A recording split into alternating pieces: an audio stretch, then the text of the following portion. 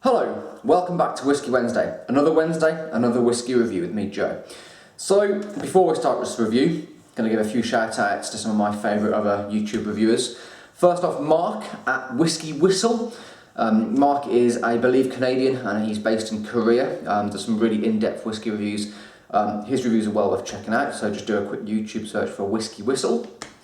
Also, Ben Bowers. He's reviewing a different whisky every day for the whole of 2016, so that's 366 whiskies in a year. That is some effort to do on every single day. And finally, Andy from Maltbox, I mentioned him a few times. Again, well worth checking out his reviews, really kind of easygoing, very relaxed style. So, Crown Royal Northern Harvest Rye, I'm reviewing this. Thank you to my auntie Kate, who brought this bottle over from America for me, because it's an American and Canadian owned bottling, so you can't get it in the UK or European market. And the reason I'm reviewing this, thanks to everyone who voted on my little poll I did on Twitter and Facebook, it was kind of like a dead tie, to be honest, between this, the Glengoyne and the Glenbretton. I'm reviewing this because Jim Murray, who is a whisky reviewer, and he writes his whisky bible every year, he named this the best whisky he's tried in 2016, or for the 2016 Whisky Bible. So it's had a lot of hype surrounding it. Now, it's only a $30 bottle of whisky, which in English pounds is only about £22. So it's cheap. It's a cheap bottle of whisky. So there was a lot of controversy when it came out. It's Canadian whisky's always kind of been a little bit on the back burner. It hasn't really had a huge amount of press. A lot of it you can only get in America and Canada. You don't really see a lot of it on the shores of the UK or in Europe. So it's a bit of an unknown type of whisky for kind of a lot of people in the UK, including me. I've reviewed a few Canadian whiskies on my channel in the past, but when this got the best whisky in the world, beating all sorts of different whiskies that Jim Murray must have tried, a lot of people started talking about it. Now, it's a rye whisky. It's bottled at 45%, and it's 90% rye, which means the mash bill of grains that they use is at least 90%. So you can make a rye whisky with at least 51% rye grain. This uses 90%, so it's got a high rye content compared to other rye whiskies. It's also called the Northern Harvest, so they presumably harvest it from a particular type of a kind of region. You could probably do more research if you actually look into it. I'm just going to talk mainly about taste and the nose and what I personally think of it. So, bottled at 45%, there's no indication as to what age there is at all. Here we go. I should have looked on the back really, shouldn't I? It's a 90% rye mash whisky. The rye grain is planted in the fall, sprouting until it's covered by a blanket of soft winter snow. Once the snow melts, our rye completes its growth, maturing over the spring and summer. This distinctive growth cycle creates the perfect grain for a deliciously balanced whisky, blah, blah, blah. So, I should have just looked on the back of it. Never mind. It's $30, or about £22. It's cheap. And it's won 97.5 points in the Whisky Bible. What do I think of it? Is it any good? Colour, I'd say I'd probably call that just orange gold. There's a slight orange hint to it. On the nose.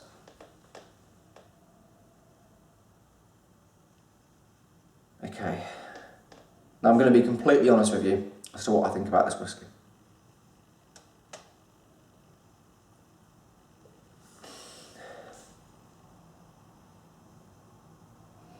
I can smell American oak, kind of vanilla.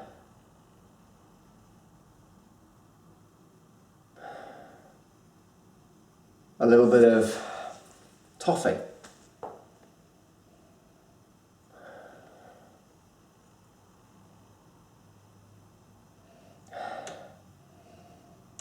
There's pepper there. And actually, the nose, it's subtle. I think this one you have to work at. There's a lightness there, but there is layers of complexity once you kind of you delve deep.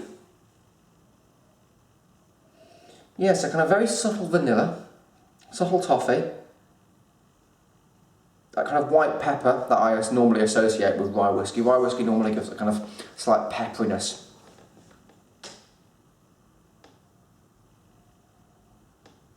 There's orange zest as well. Flaked almonds.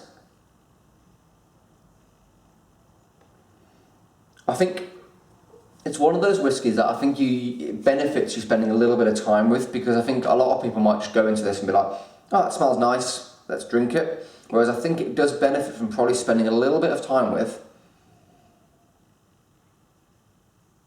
There's apple. Green apple.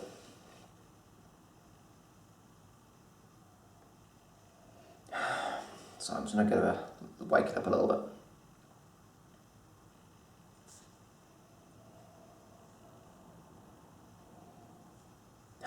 Banana. Right, let's have a taste.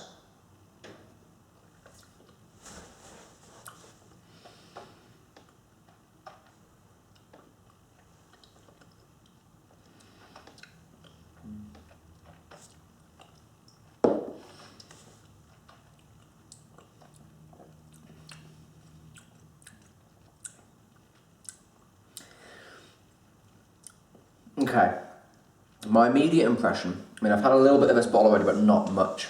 My immediate impression is, it's obviously a very well crafted and well balanced whiskey. There's no off notes at all. There's nothing that I find unpleasant. It's light. It's inoffensive. That's my first impression. It's obviously very well put together, but is it any good on the palate? Let's give it another taste, because you've got to have a couple of tastes.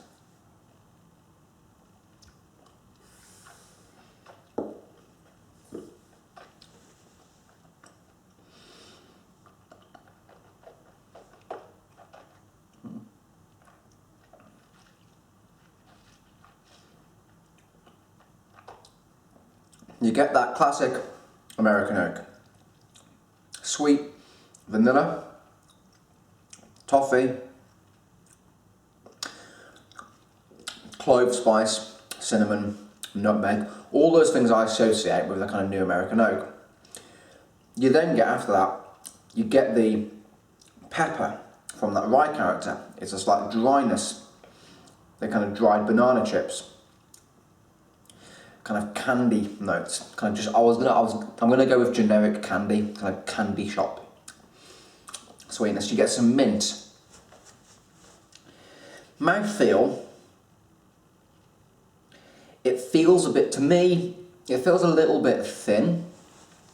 It doesn't feel quite full-bodied enough, considering it's 45% as well. You could probably drink that and say it's about 40%. Let's have another taste. I'm unsure about it.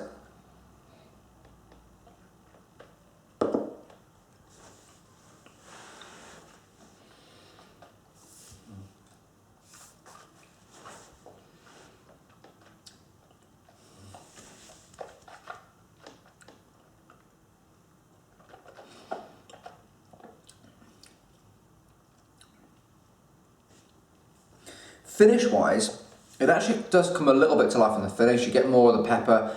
There's a kind of cherry note again. I always kind of get cherry notes from rye whiskey. Okay, these are my honest thoughts. Finish is good. Okay, nose, I actually think is very good, and I think you need to give it a chance, because it is one of the more subtle, nuanced whiskies. Nose, it's very good. I like it. It's got layers of complexity. The finish is also pretty decent, but I personally feel the mouthfeel and the texture and the body lets it down. It's a very well put together whiskey. It's very well balanced. It's a good taste, and most of this, because it's so cheap, most of it will probably get mixed, made into cocktails, which isn't a bad thing.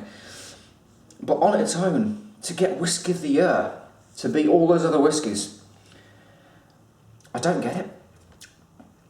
Score-wise, that for me, if I'm being completely honest, I would give that a 7 out of 10. Because I think the nose is very good. I think the finish is good. But the palate, I think there's better rye whiskies you can buy for the money. For example, Rittenhouse Rye, 100 proof. That's superb. And it's not that much more expensive. So 7 out of 10. There's much better whiskies that I've tried this year. There's much better rye whiskies that I've tried this year. I don't understand. Look, it's not bad. It's not bad at all, but for Jim Murray to say it's the best whiskey he's tried this year, I just don't know. But let me know what you think. I've given this a 7 out of 10. I do like the nose. I think the nose has got a lot going for it, but the lack of body, the lack of texture that I get on the palate or don't get, it's a strange one. I'm going to enjoy using this bottle for various things. I'm going to make some good cocktails with it. I'm going to drink a lot of it neat.